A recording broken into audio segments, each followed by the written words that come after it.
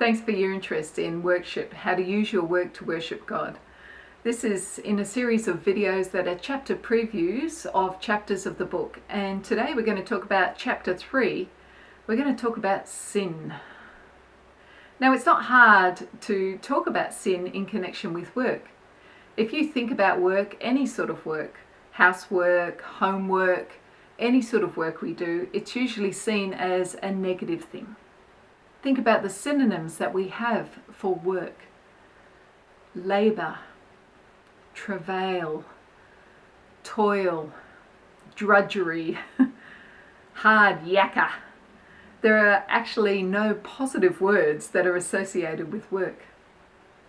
And it's hard to think of the good of work when we're having difficulties at work, when we're frustrated, or there's a toxic workplace culture, or there's conflict at work, or even if we're just bored at work and we can't see that we're making any difference.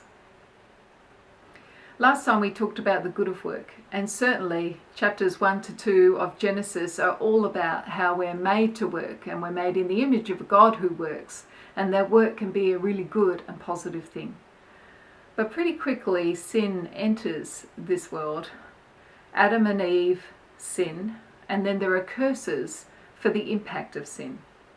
First of all, Eve is cursed in terms of the process of childbirth is going to be more painful. And then Adam's work is cursed. The process of his work is also going to be much more difficult. There are going to be thorns and thistles that are going to frustrate the productivity of his working. He's only going to be able to achieve things by the sweat of his brow, as it says, which means that things that were previously easy are now much, much harder. And then in Genesis 4, we see this conflict grow up between Abel and Cain. What happens is that work is now a source of competition and selfish ambition.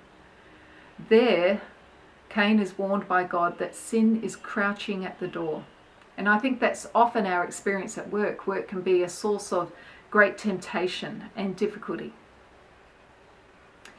So we have these bad images of work, but the thing we need to remember is that it's the process of work that is actually impacted by sin. Work itself is still a good thing. And in the whole of the Bible, sin is never the end. Sin never has the last word. Sin is never the end of the story. Next time we'll talk about the ways that work can actually be redeemed. But right now, I wonder if you can think of some ways that sin impacts the work that you do. I wonder if you can think of ways that you can help to hold back evil.